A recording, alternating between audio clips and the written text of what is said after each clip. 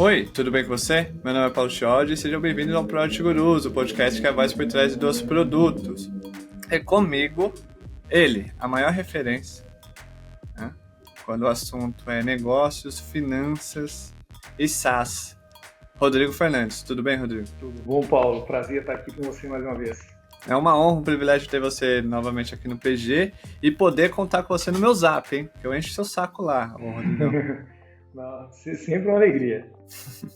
Hoje, você que deu play, a gente vai comentar sobre dois assuntos, dois temas que recorrentemente está em reuniões, em conteúdos, em matérias, que é churn e crescimento. Nada mais justo do que trazer um CFO para essa conversa, para a gente entender sobre o olhar financeiro, churn, o crescimento, o comportamento do churn, como lidar com churn, crescimento e churn na mesma frase faz sentido, na mesma estratégia faz sentido, enfim, a gente vai abordar bastante isso, partindo do princípio que o CFO da Amazon, no anúncio de resultados da Amazon no início de 2024, ele solta uma aspas interessante.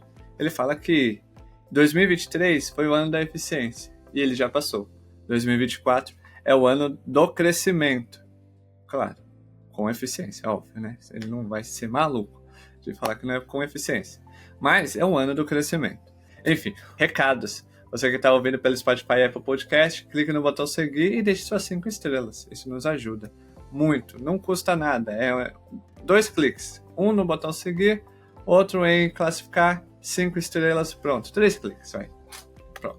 É isso. Nos ajuda pra caramba. Já passamos dos mais de 18 mil seguidores no Spotify. Então, nos ajude a chegar a 20 esse ano. Esse episódio é um oferecimento da Tera, a maior e melhor escola de carreiras digitais do Brasil e quiçá da América Latina. Tá com a gente esse ano, mais um ano com a gente, patrocinando nosso podcast. E tem cupom de desconto exclusivo. O link está na descrição, o cupom é Product_Gurus. Acessa lá e vai evoluir a sua carreira em 2024. E também, esse episódio é um oferecimento da Amplitude, a maior e melhor plataforma de Product Analytics do mundo, também está com a gente em 2024. Eles disponibilizaram um e-book gratuito, traduzido em português, de graça. Falei gratuito e eu vou reforçar, que é de graça. Que é Product Analytics for Dummies. O Rodrigo, ele precisa fazer um financeiro for Dummies, assim, para as pessoas de produto, sabe? Métricas financeiras for Dummies. Legal. Dá uma ideia aí. Boa sugestão. O link do e-book tá na descrição aqui. Vai lá. É gratuito, se inscreve, pega, baixa, faz o download, compartilha para todo mundo. Bom, e é isso. Link do LinkedIn do Rodrigo Fernandes está na descrição. Segue ele lá, comenta lá. Ele tá falando muito sobre NVIDIA. O Rodrigo tá viciado no NVIDIA. Certo, Rodrigo? Sim, agora é a onda da vez, né? A gente deveria ter investido 2,50 na época lá. Enfim, é isso. Vamos para o episódio. Vou começar com a polêmica, que é churn e crescimento, aquisição, na mesma estratégia de negócios ou da empresa para o ano. Faz sentido ou não? Churn e crescimento na mesma estratégia não faz sentido. Pois é, Paulo, para responder essa sua pergunta, vou dar só um passinho para trás aqui e falar um pouco sobre uma questão, sobre um assunto assim, que não é nem um pouco novidade, tá? Mas que na prática o pessoal não entendeu até hoje, tá? Que é a famosa análise de cohorts. Pessoal, a gente não consegue fazer de forma correta, de forma criteriosa, nada que está relacionado a esses assuntos, nada que esteja relacionado à análise de cliente, se a gente não pensar em termos de cohort, tá? O que é um cohort? Cohort é um grupo de clientes que chegaram ao mesmo tempo, tá? Esse tempo pode ser mês, trimestre, semestre, ano, tanto faz. Mas quando a gente abstrai essa questão e a gente simplesmente olha para a nossa base como um todo, sem fazer a quebra por coortes, a gente cria uma série de problemas, série de confusões. Assim, tem muita coisa que eu falo que o pessoal não entende porque essa ficha ainda não caiu. Por que essa questão é tão importante? Tá? Antes de mais nada, tem uns motivos um pouco mais banais, mais óbvios, mas que não deixam de ser importantes, que é o seguinte. Clientes que chegam em épocas diferentes possuem características diferentes, tá? E mostram comportamentos diferentes. Então, é de se esperar, por exemplo, que à medida em que o tempo passa, você vai pegando novos coortes de clientes, vou falar no caso de empresas um pouquinho mais maduras, você traga clientes que têm uma qualidade um pouquinho mais baixa, tá? Imagina o seguinte, é como se os seus primeiros coortes tivessem sido aquela fruta madura no pé, que você vai lá e pega com a mão. Sabe, o encaixe ele é perfeito, ele queria seu produto, você não precisou fazer 1000 propagandas, insistiu muito, ele já queria, sabe, ele estava na fila para comprar. A tendência que a gente vê na maior parte das empresas é coorte a coorte, tá? Com volumes um pouquinho maiores, né, empresas um pouquinho mais maduras, a gente pegar clientes que são um pouquinho piores, tá? Outra coisa que, quando a gente analisa certos coortes, principalmente se eles forem um pouco mais curtos, mês, trimestre, por exemplo, a gente pode ter tido alterações muito grandes em termos de canal de aquisição. Tá?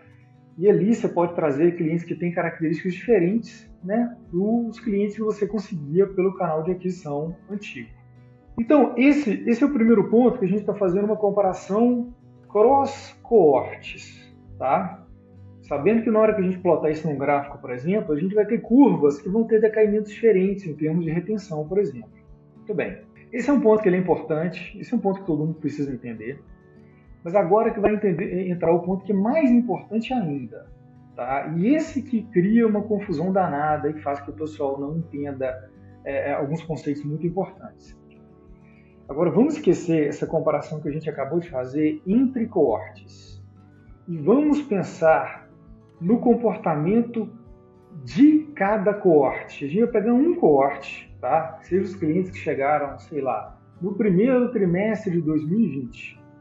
E a gente vai olhar para esse coorte, vamos dizer, para esse gráfico, né? Que em geral a gente representa como um gráfico que vai tendo um decaimento, seja no número de clientes, ou seja, no faturamento que ele começou gerando e depois, enfim, vai sendo perdido, pode ser recuperado e por aí vai. Quando a gente olha para um coorte como esse, né, para um gráfico como esse, a gente vê um padrão que se repete em todos os casos, tá? Todo tipo de empresa, todo tipo de cliente, que é uma curva que ela decai rapidamente nos primeiros momentos, tá? E depois ela chega num ponto de uma relativa estabilidade, tá? Isso é muito importante. O que eu quero dizer com isso? Eu quero dizer com isso que sempre existe um processo de seleção natural, tá? Pelo qual muitos clientes vão embora no começo, tá? E veja bem, eu não estou falando de problemas de produto, de atendimento, de ter adquirido clientes com perfil errado, não estou falando de nada disso, eu estou falando de algo que acontece em 100% das empresas, tá? É claro que em intensidades, em ritmos diferentes. Tem empresas, por exemplo, que perdem, vamos dizer, 30% dos clientes de uma forma muito rápida, outros perdem 60%. Agora, muito mais do que pensar quantos clientes foram perdidos, tá? É a gente observar se depois essa curva ela vai ficar efetivamente estável. Você pode ter excelentes negócios em que você tem uma perda inicial de clientes muito elevada, mas que aqueles que ficaram, ficam. Tá? Ó, de cada 100 clientes que chegam, 60, 70 vão embora muito rápido. Mas aqueles 30, 40 que ficaram, ficam por muito tempo. Tá? Então, de certa forma, a gente tem que olhar tanto esse decaimento inicial, tá? Que obviamente a gente quer que ele seja o menor possível, né? Se puder estabilizar com 50% dos clientes, é óbvio que é melhor que estabilizar com 20%. Mas o que não pode quando a gente olhar para esse gráfico, a gente vê uma curva que não para de cair. Você continua perdendo, perdendo, perdendo, perdendo. Tá? Então, uma consequência natural que a gente tem desse padrão geral que existe em todos os negócios é que quando as pessoas falam de que o meu churn é de 2%, ou eles estão falando uma média geral, ou eles não sabem muito bem do que estão falando, na verdade. Tá? Porque é o seguinte, você tem um X% aqui ali no começo, que ele é bem elevado, e depois tem um Y% que é depois de algum tempo quando estabiliza. Tá? Idealmente, né, esse churn futuro ele fica muito próximo de zero. Então, o que acontece quando a gente entende isso e a gente compreende também que uma empresa, uma base de clientes, ela é composta por uma série de cohorts de clientes. Eu tenho os meus clientes de 2018, 2019, como se fossem camadas que empilham, né, como se fosse num bolo, alguma coisa assim. A gente tem algumas consequências muito importantes aí. Tá? Uma delas é que, por exemplo, se eu tiver um pico na minha aquisição de clientes, tá? E que ele tenha uma relevância com relação à minha base, tá? Ou seja, né, se você é uma empresa muito, muito grande, os clientes que você adquiriu nos últimos 3 meses, nos últimos 6 meses, não vão fazer uma diferença tão grande. Mas se você não é uma empresa que não é tão grande assim, você teve um pico de aquisição, o que vai acontecer com o seu churn geral, levando em conta que a maior parte dos clientes eles vão embora nos seus primeiros meses? Você vai ter um aumento do churn. Tá? Porque você, um belo dia, trouxe muito cliente que tem característica de churn, que é o cliente novo.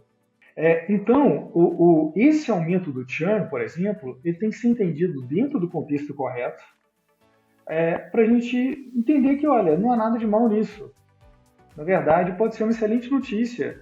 A gente fez uma campanha muito boa, a proporção de novos clientes sobre a base total ficou relativamente representativa, e houve esse comportamento natural, é de se esperar. Tá? Seria estranho se não acontecesse.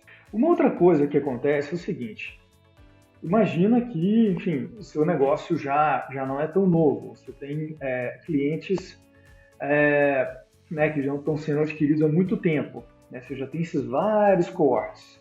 Então, a maior parte dos seus cohorts, a maior parte da sua base de clientes, já passou daquela fase de churn elevado. Os seus cohorts já estão todos naquela fase de estabilidade.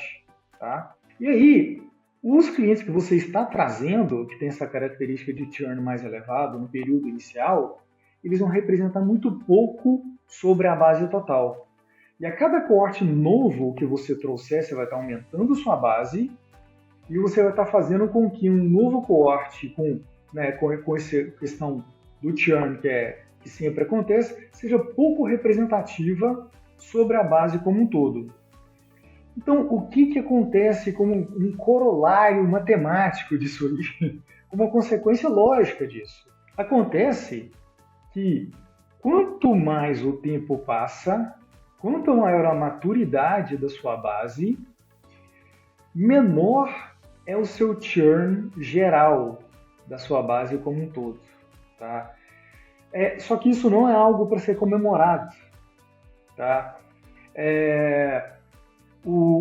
Isso é simplesmente um comportamento natural da base de usuários. Então, a gente precisa entender que, quando a gente olha para o churn da base como um todo, tá? Qual que é a opção de olhar da base como um todo? Mais uma vez, é olhar cada cohort, tá? Que é o mais correto. Mas, enfim, como o mercado trabalha muito com essa questão da análise da base como um todo, a gente precisa aprender a ler esse número. A gente vê que o churn está caindo, você tem duas opções. Ou aquilo não significa nada, tá? Porque simplesmente uma consequência lógica do amadurecimento da empresa, ou em algumas situações você pode ter uma boa notícia. Realmente, assim, se ele está caindo muito, pode ter uma boa notícia. Só que dificilmente você vai ter informação ali para distinguir uma coisa da outra. tá? Se você realmente não for um nível um pouquinho mais profundo para olhar. No entanto, tá? Quando a gente vê uma base desse tipo de clientes e a gente analisa o seu churn geral da base, mesmo com toda essa força lógica, natural que existe, que faz com que o churn caia ao longo do tempo, a gente veja que o churn está subindo ao longo do tempo, aí não tenha dúvida, você tem um problema, tá? É como se houvesse, assim, não sei como que eu explico, uma força lá na física, em alguma coisa, que está empurrando, tá, o churn para baixo. Se mesmo com toda essa pressão para fazer com que ele se torne menor, ele está subindo, aí é porque realmente você está tendo uma piora na sua base, tá? Então a gente falou aqui de 3 situações. A primeira que um pico no churn, né, um aumento repentino no momento que houve um crescimento da base. Boa notícia, tá? Um segundo cenário é queda do churn. A princípio a gente não consegue afirmar nada, tá? Mas intuitivamente a gente pode dizer que se essa queda for muito forte, há uma possibilidade de uma boa notícia ali, mas se ela não é tão forte assim, não há nada, tá? Isso é o normal da empresa. E o terceiro cenário a gente olha para aquela base, né, que a gente do churn calculado com a base como um todo, e vê que o churn está aumentando, mesmo com toda essa tendência natural de queda que existe em toda a empresa. Aí você efetivamente tem um problema. Mais uma vez, o que a gente pode fazer para entender essas coisas de uma forma mais cuidadosa? Analisar de forma muito simples, tá? A gente consegue fazer isso assim com qualquer planilha e com operações matemáticas básicas, com 4 operações. A gente pode fazer uma comparação muito simples, por exemplo, que é o seguinte: para cada um dos meus cohorts, se você tiver um ritmo de aquisição de clientes, você pode fazer cohorts bem finos, tá? Talvez até mensais. O que você pode se perguntar que é muito simples de responder? É o seguinte: para o meu cohort, enfim, para cada um dos meus cohorts, seja como for a forma que eu organizei, quantos por cento dos meus clientes estão ficando depois de 6, 12 e 24 meses? Aí sim você tem uma comparação que você pode ver, que você pode fazer e descobrir se a sua retenção de clientes está melhorando ou está piorando. Tá? Você pega cada um dos cohorts e olha, faz uma continha de divisão simples. Olha, eu comecei o cohort com 100 clientes. Agora, depois de 6 meses, eu estou com 50. Então foi 50%, né, que a gente manteve depois de 6 meses. Agora faz isso para cada um dos seus cohorts ao longo do tempo. E aí? Isso aí está melhorando ou está piorando? Com algo trivial assim, principalmente você fazendo, por exemplo, 6, 12, 24 meses, você consegue ter um feeling, uma análise muito mais cuidadosa, muito mais sofisticada do que esse churn geral da base que todo mundo calcula por aí, que assim, quantos clientes perdidos no período dividido pelo número de clientes no período inicial, mas isso com a base como um todo. Tá?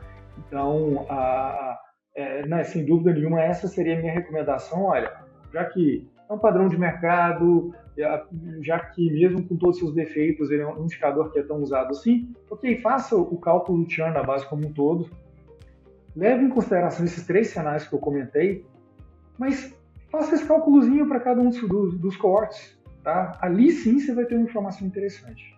Uma aula já logo na primeira resposta, não? Então, basicamente, Rodrigão, quer fazer o cálculo que pega a base total de clientes, independente de você ter 1 ano, 2 anos, 5 anos, 10 anos de empresa, quantos clientes tem hoje? É isso, e divide o valor dos clientes cancelados aí para ver o número do churn atual. Ok. Aí você tem que fazer o duplo clique, que é pelos cohorts. Aí uma dúvida. Quando a gente está falando de cohort, como a gente iniciou, a sua resposta foi muito boa, que é algo simples, mas que ninguém faz. Uhum. Cohort. Qual é a boa prática para fazer um cohort? Assim, porque muitas pessoas falam, não, vou fazer aqui uma análise de safra, né? E aí, eu já vi lugares que a safra era a definição de a safra aqui, a safra 1 é 3 meses, a safra 2 é 6 meses, a safra 3. Como que é uma boa prática para definir, fazer essas definições de cohort, fazer essas análises que você falou, tem que pegar a cohort e fazer 6, 12 e 24. Mas onde começa? Beleza. Eu acho, Paulo, que a gente começa pelo seguinte. As empresas devem trabalhar com cohorts que sejam tão pequenos quanto possível, mas desde que eles não, mas que eles tenham uma amostragem razoável. Por exemplo, se você trabalhar com um cohort, sei lá, mensal, semanal que seja, e ainda assim você tiver cohorts que começam com pelo menos ali 50, 100 clientes, tá? Você pode trabalhar com corte tão curto quanto semana, quanto mês, tá? Agora, se você é uma empresa pequena, né, a aquisição de clientes assim, não, são 10, 20 por mês. A gente, de repente, um B2B, um contrato um pouquinho maior, né, você não consegue ter um volume tão grande, a gente precisa expandir esse cohort para que ele tenha um mínimo de amostragem, tá? Porque, assim, se eu tenho cohorts que tem, sim, 3, 5, a análise fica muito ruim, porque a gente mistura muito o sinal com o ruído, né? E ainda mais quando você quiser, né, ir para, vamos dizer, o capítulo 2 dessa história nossa, que é sair simplesmente dessa parte descritiva. O que a gente está fazendo aqui é uma descrição, tá? É colocar dados que estão guardadinhos em algum lugar aí, muito simples. E ir para uma análise preditiva, né, que entra, por exemplo, na questão do LTV, aí efetivamente, se você não tiver cohorts que eles mostram uma tendência, sabe? Se aquele número fica muito zoado, vamos dizer assim, sabe? Você vai traçar uma curva daquilo, fica tudo muito quebradiço, não dá para você trabalhar, tá? Então, pense o seguinte, trabalhe com cohorts com períodos mais curtos possíveis, mas desde que você não atrapalhe seu trabalho não seja atrapalhado pela questão da amostragem. Então vamos dizer o seguinte, olha, menor possível, mas não menos que começando ali com 50, 100 clientes mais ou menos em cada cohort. Hoje onde eu estou, no Allhost, a gente faz cohorts mensais. Então, ok, ótimo. Então estamos certos. E aí, a gente falou de churn, explicou churn, legal, ótimo. Só que aí cria aquela coisa de... Acho que tem uma aspa sua que é muito boa, que você falou na primeira resposta, que é, não, se o churn... Existe a lei natural do churn diminuir. Então, fica tranquilo, relaxa. Porém, todavia, entretanto, Rodrigo, a gente sabe como que pensa algumas pessoas de algumas empresas. Que é o quê? Crescimento a todo custo. Que é tentar trazer em um ano o dobro da base que ele tem. E aí, ao mesmo tempo, ele quer que essa base que ele está trazendo de aquisição de novos clientes continue com o mesmo percentual de churn da base histórica. Quando você cria uma estratégia assim para o ano, ela vou usar um termo meio forte, ela é prejudicial e destrutiva, não? Para a questão de visão de longo prazo. Olha, sem dúvida nenhuma, né? Se você trabalha de forma mais agressiva, o seu churn vai aumentar, né? Não tenho dúvida. Né? É como se fosse, né, uma pessoa que está colhendo frutas ali, né, uma por uma, com muito cuidado, e outra que tem uma máquina ali, uma colheitadeira que está pegando tudo que vem pela frente. Tá? Isso realmente é um ponto muito relevante. Isso é um ponto que tem que ser observado. Mas o que a gente precisa manter em mente também é o seguinte: qual é o custo de aquisição desse pessoal? Tá? Se, por um acaso, esse custo for muito baixo, ainda pode ser um bom negócio, tá? Então, a gente tem algumas variáveis que são interrelacionadas aí, que realmente assim, a gente precisa meio que olhar para todas elas ao mesmo tempo, que é principalmente aquisição, retenção e monetização. Né? Imagina, por exemplo, que assim, sei lá, um belo dia o Neymar resolve soltar um serviço por assinatura que ele vai fazer comentário de futebol, por exemplo. Olha, o churn disso pode ser altíssimo. Por quê? Porque o CAC dele é zero.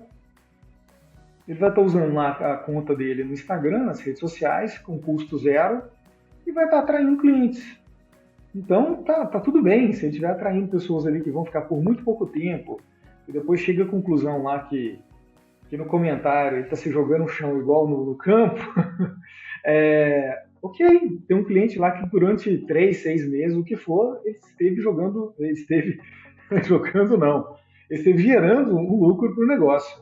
E é importante a gente entender também, Paulo, que no caso de negócios digitais, né, que é a nossa praia aqui, né, que tem um custo marginal que tende a zero, né, uma lucratividade muito alta, né, quando a gente, né, não leva em conta o custo fixo, essa parte toda. Com raríssimas exceções, todo cliente é bem-vindo, tá? Então, assim, aquele cliente que eventualmente você fez toda uma campanha para atrair clientes que estão de acordo com o seu ICP ideal, foi tudo bem pensadinho, e realmente você fez o que você tinha que fazer. Mas por natureza, né, da área de vendas, né, vendas não é uma linha de produção, uma Toyota, né, defeito zero, é impossível. Grande parte, ou talvez a maior parte dos clientes que vão chegar, eles não teriam o perfil que foi buscado. Tá? E mais uma vez, é assim que as coisas funcionam. Não é que houve nenhuma falha no processo.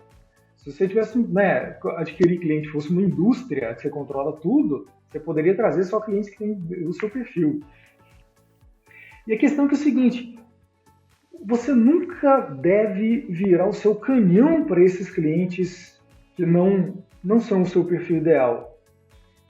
Você nunca deve pensar em P&D que é direcionado para eles, o seu Customer Success não deve priorizá-los, a sua estratégia, seu marketing, seu produto, as features do seu produto não devem priorizá-los. Mas, no entanto, eles são muito bem-vindos.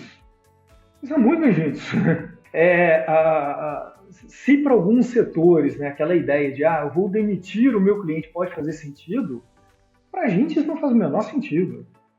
Não, fiz um sistema aqui para padaria, o sujeito tem uma loja de roupa e está usando e funciona. Ok, eu não vou fazer nada aqui que seja para a loja de roupa. Eu falo que o meu exemplo foi bem exagerado, foi bem exagerado mesmo.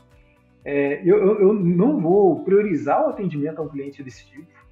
Eu não busquei esse cliente, mas ele é bem-vindo.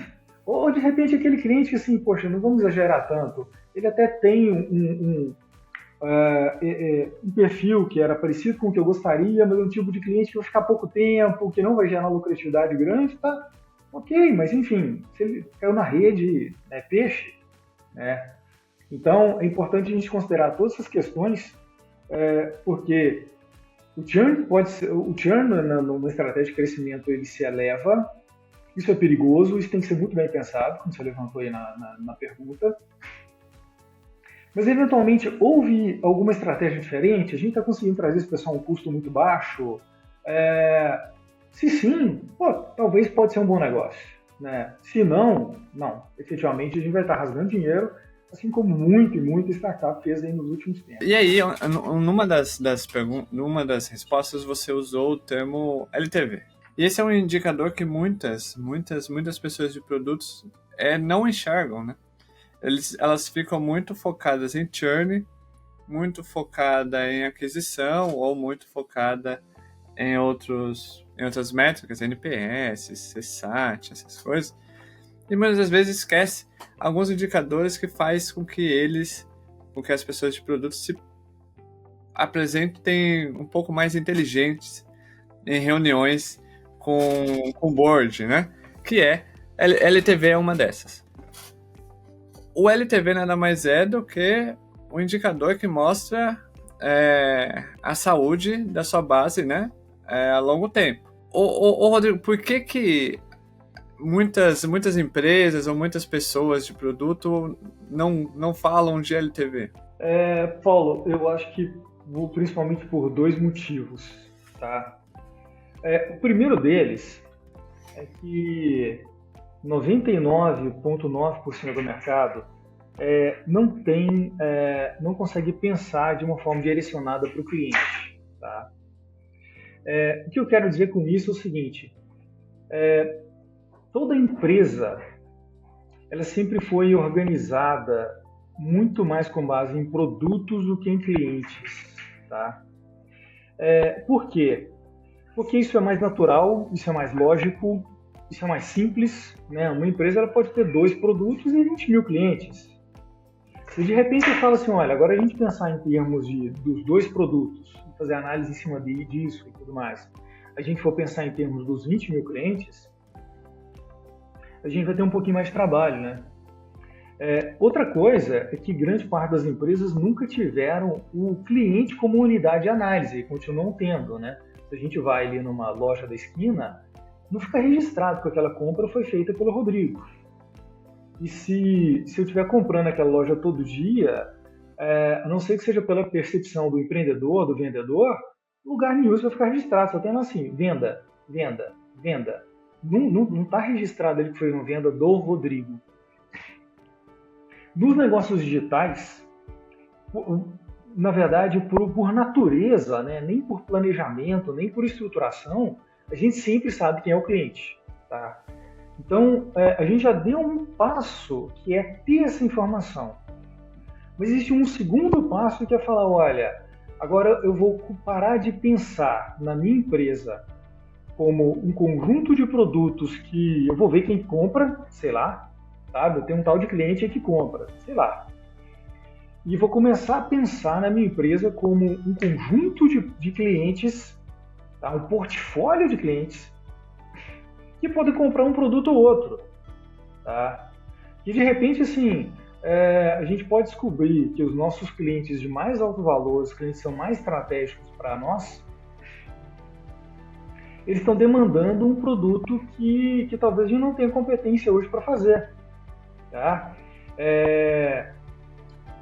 Enfim, a gente tendo uma forma de resolver essa questão, tendo parceiros, por exemplo, a gente deve, eventualmente, tentar fazer esse produto. Né? O pensamento mais antigo era assim, qual que é a minha competência essencial? O que eu sei fazer?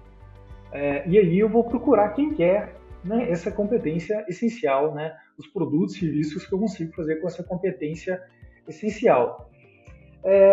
Parece uma diferença meio filosófica, mas essa virada de chave, tá, da gente começar a estruturar e pensar a nossa empresa com base no cliente, ela traz uma série de implicações muito práticas, tá? Muito práticas mesmo. Tá? Eu vou dar um exemplo muito rápido aqui para não estender. Num pensamento, vamos dizer, tradicional, num pensamento antigo, se entre o meu portfólio de produtos eu tenho alguns que são muito lucrativos, outros lucratividade média, outros são lucratividade baixa ou talvez até negativa, o que é a atitude mais racional a ser feita uma vez que eu tenho consciência de quais são os produtos de alto, médio e baixo lucro? No mínimo, repensar aqueles produtos de baixa lucratividade. Né? Poxa, o tempo que eu gasto aqui para vender esses produtos pouco lucrativos, eu vou usar para vender os meus produtos que são mais lucrativos. Nesse pensamento tradicional, essa é uma lógica inquestionável. Tá? No entanto, numa empresa que é voltada para o cliente, o que a gente pode eventualmente descobrir?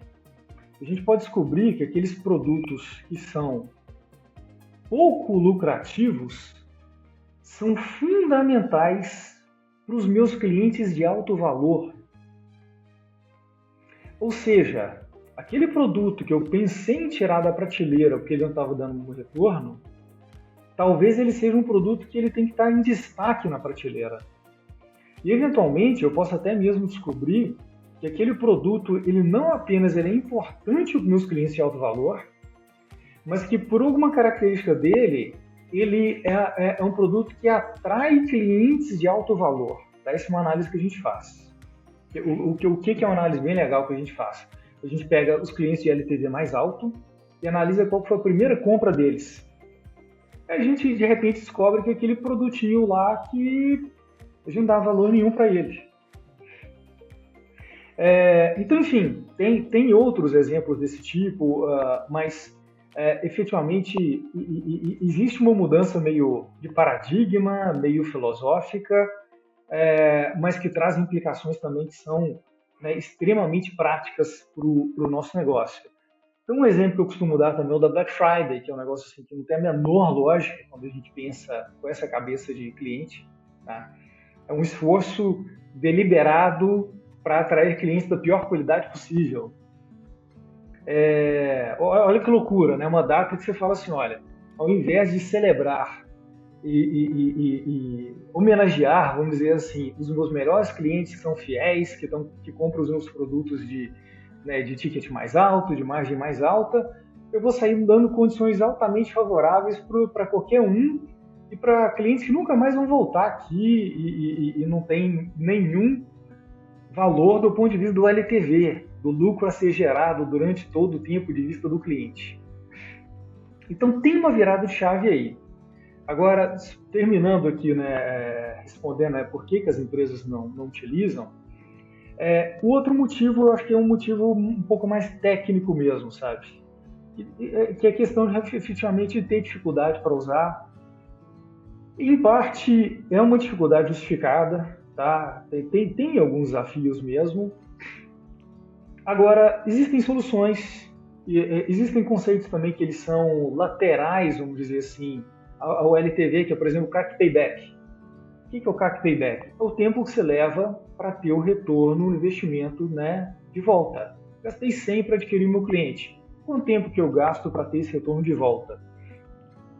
Então, tem soluções para isso, mas a grande dificuldade que eu ainda vejo nas empresas, Paulo, é a virada de chave conceitual mesmo, tá? Entender do que a gente está falando.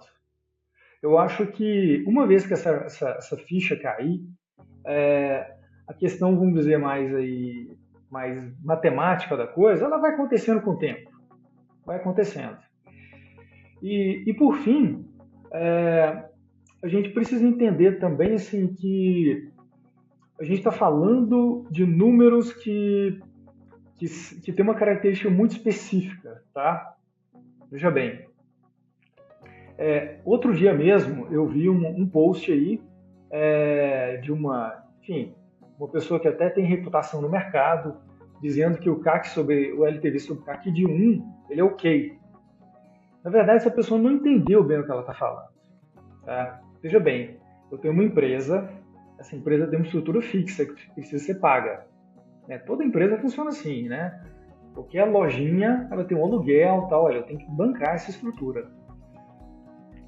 Isso aqui não varia de acordo com a minha receita. Tá? Aconteça o que acontecer, é o famoso custo fixo, ele vai estar lá. Quando a gente fala de CAC LTV, a gente não está falando disso. Tá? A gente só está falando o seguinte, eu tenho tudo aqui funcionando na minha empresa. Além disso tudo que já está funcionando, que eu nem estou olhando para isso, para esse custo fixo, olha, eu gastei R$100 aqui para trazer um cliente. Quanto que eu quero que esse cliente traga de retorno para mim? Eu quero que ele traga pelo menos uns R$300. Mas veja bem, se eu investir 100 para adquirir aquele cliente e ele me traz 100, uma vez que eu tenho todo o custo fixo da empresa para ser bancado, eu estou destruindo o valor. Então tem algumas chavinhas conceituais também que são simples, mas que o pessoal ainda se perde, sabe? Se eu tenho um custo fixo muito grande, o meu LTV sobre CAC tem que ser mais alto. Tá? O múltiplo é 3. É um número, é uma regra do dedão, né? É um número mágico. Tá? Mas assim, não imagine, né? Isso é um erro conceitual muito grosseiro, que um LTV sobre CAC de 1, que você está trocando cebola, não, você não está, você está perdendo valor. Tá? Porque, enfim, você tem toda uma empresa para ser bancada e não apenas a questão do cliente que foi adquirido, né, e o retorno que vai ser trazido por aquele cliente. No mundo, né, que eu frequento mais, aí, que é do SaaS,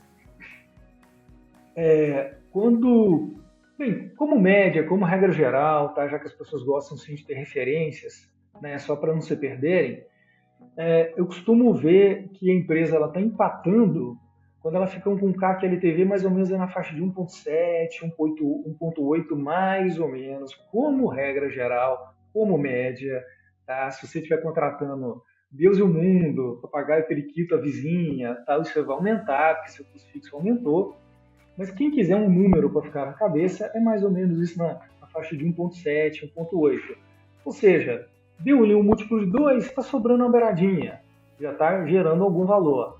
3, que é o famoso número mágico aí do mercado, efetivamente deu para sobrar alguma coisa, deu para dar um retorno mesmo. Mais um, você vai estar rasgando dinheiro. Uma aula, cada resposta uma aula. Ô Rodrigão, como que é a fórmula do LTV para calcular? Em alguns lugares a fórmula é LT multiplicado por margem multiplicado por ticket médio. Tem outra fórmula de calcular o LTV? Tem outras variáveis? Qual que é a padrão?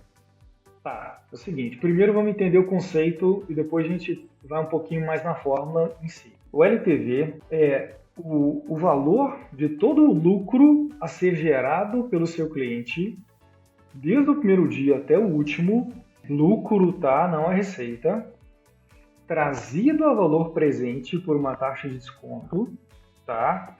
Porque, veja bem, se eu estou falando de clientes que eventualmente podem ficar 5 anos, 10 anos comigo, eu não posso simplesmente somar esses valores, né?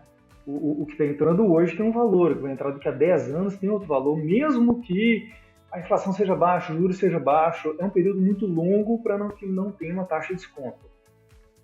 Então, eu vou pegar todo esse fluxo financeiro de lucro a ser gerado pelo cliente, vou trazer a valor presente e, se quiser realmente fazer a coisa mais certinha, o que, né, muitos não fazem, a gente subtrai o CAC, tá? Porque aí, efetivamente, eu cheguei ao valor do cliente. Se eu quero saber o valor, aquilo que ele me custou tem que ser subtraído desse cálculo. Muito bem. Só que nisso, né, que eu acabei de dizer, a gente tem dois desafios. Tá? Um que não é tão complexo, e o outro que é relativamente complexo, sim. O primeiro deles é entender qual seria o comportamento do ticket médio desse cliente ao longo do tempo. Esse não é tão complicado, dá para a gente ver mais ou menos assim, em geral, como que fica o ticket médio dos nossos clientes ao longo do tempo, dá para fazer uma modelagem que não tem tanto desafio. Porém, a parte que entra aí nessa história, que ela é um pouco mais delicada, é fazer um cálculo correto de retenção de clientes. Tá? Lembra que a gente falou agora há pouco que quando a gente está nessa parte descritiva, né, que é principalmente a análise de cohorts, as coisas são muito simples que a gente está lidando com o passado. Então você tem seus dados, você organiza eles da forma certinha, faz contas ali de soma, subtração e divisão e pronto. Agora, quando eu vou dizer o seguinte, o meu cohort de clientes, ele teve um comportamento até aqui, e agora eu vou extrapolar para o futuro e vou dizer como que eles vão se comportar no futuro, aí a gente tem que usar uns métodos um pouquinho mais cuidadosos para a gente fazer isso de uma forma um pouco mais correta. Tá? Então, enfim, eu mesmo tenho milhões de planilhas rodando pela internet afora aí que trazem isso passo a passo para as pessoas fazerem, mas no fundo, o difícil não é calcular o LTV. O difícil é calcular a retenção, tá? E esse que é o pulo do gato. Uma vez que você consegue dizer o seguinte, olha, essa aqui é a minha curva de retenção, esse aqui é o número de clientes que eu projeto que vão estar comigo ao longo do tempo, e você tem isso bem montado, usando métodos corretos, o resto é você projetar aquele valor ao longo do tempo e trazer o valor presente. Tá? Então, no fundo, né, mais uma vez, o LTV é simples. O LTV é uma formulinha de valor presente líquido. Tá? Você está trazendo um fluxo financeiro ao valor presente. E, assim, qualquer um que fez um cursinho de um dia de matemática financeira vai aprender isso. Agora, como você não entende qual vai ser esse fluxo financeiro, porque alguns clientes vão ficar com você e outros vão embora, aí você tem uma outra variável nessa equação que ela fica um pouquinho mais complicada. Tá? Então, a grande questão mesmo que as pessoas tinham que se preocupar um pouco mais é como projetar a retenção de clientes. Eu estou olhando lá no meu coorte. Estava 100%, 90%, tá, blá, blá, blá. Ok, chegou até o dia de hoje. Agora, qual que é o melhor método para eu jogar isso para o futuro, né, de uma forma correta? Aí que está realmente o pulo do gato para a gente chegar no LTV bem calculado. E é isso.